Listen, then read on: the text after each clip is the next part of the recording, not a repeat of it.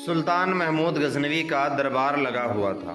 دربار میں ہزاروں افراد شریک تھے، جن میں اولیاء، قطب، ابدال بھی تھے۔ سلطان محمود غزنوی نے سب کو مخاطب کر کے کہا، کوئی شخص مجھے حضرت خضر علیہ السلام کی زیارت کرا سکتا ہے؟ سب خاموش رہے۔ دربار میں بیٹھا ایک غریب دیہاتی کھڑا ہوا اور کہا، میں زیارت کرا سکتا ہوں۔ سلطان نے شرائط پوچھی تو عرض کرنے لگا، 6 ماہ دریا کے کنارے چلہ کاٹنا ہوگا، لیکن میں غریب آدمی ہوں، میرے گھر کا خرچہ آپ کو اٹھانا ہوگا۔ سلطان نے شرط منظور کر لی۔ اس شخص کو چلہ کے لیے بھیج دیا گیا اور گھر کا خرچ بادشاہ کے ذمے ہو گیا۔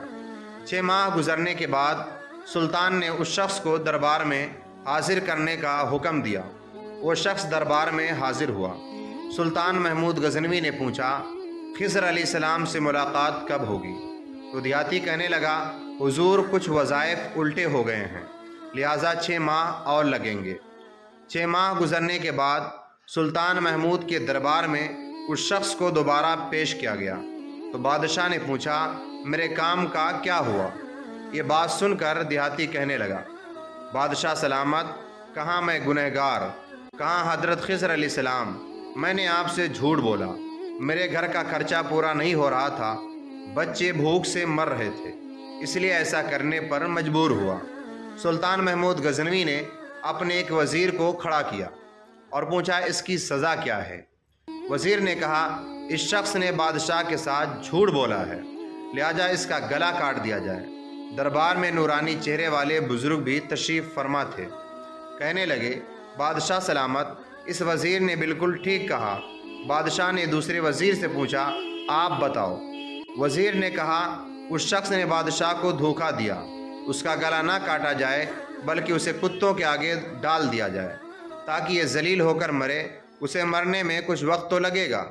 دربار میں بیٹھے اس نورانی چہرے والے بزرگ نے کہا، بادشاہ سلامت، وزیر بالکل ٹھیک کہہ رہا ہے۔ سلطان محمود غزنوی نے اپنے پیارے غلام ایاز سے پوچھا، تم کیا کہتے ہو؟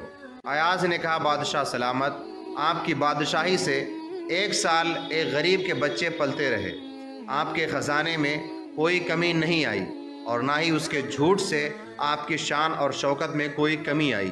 اگر میری بات مانے تو اسے معاف کر دیں، اگر اسے قتل کر دیا تو اس کے بچے بھوک سے مر جائیں گے۔ ایاز کی بات سن کر محفل میں بیٹھے وہی نورانی چہرے والے بزرگ کہنے لگے، ایاز بالکل ٹھیک کہتا ہے۔ سلطان محمود غزنوی نے نورانی چہرے والے بابا کو بلایا اور پوچھا، آپ نے ہر وزیر کے فیصلے کو درست کہا، اس کی وجہ مجھے سمجھائیے۔ بابا جی کہنے لگے، بادشاہ سلامت، پہلے نمبر پر جس وزیر نے کہا اس کا گلا کاٹ دیا جائے، وہ قوم کا کسائی ہے، اور کسائی کا کام ہے گلا کاٹنا۔ اس نے اپنا خاندانی رنگ دکھایا۔ غلطی اس کی نہیں، آپ کی ہے کہ آپ نے کسائی کو وزیر بنایا۔ دوسرا، جس نے کہا کہ اسے کتوں کے آگے ڈال دیا جائے، اس وزیر کا باپ بادشاہوں کے کتے نہلایا کرتا تھا، کتوں سے شکار کھیلتا تھا، اس کا کام ہی ہے کتوں سے شکار کرنا، تو اس نے اپنے خاندان کا تعارف کرایا۔ آپ کی غلطی یہ ہے کہ ایسے شخص کو وزیر بنایا۔ جہاں ایسے لوگ ہوں وہاں لوگوں کو بھوک سے ہی مرنا ہے۔ اور تیسرا، ایاز نے جو فیصلہ کیا تو سلطان محمود سنو، ایاز سید زادہ ہے۔ سید کی شان یہ ہے کہ سید اپنا سارا خاندان کربلا میں ذبح کر دیتا ہے، مگر بدلہ لینے کا بھی کبھی نہیں سوچتا۔ سلطان اپنی کرسی سے کھڑا ہو جاتا ہے اور ایاز کو مخاطب کر کے کہتا ہے، ایاز، تم نے آج تک مجھے کیوں نہیں بتایا کہ تم سید زادے ہو؟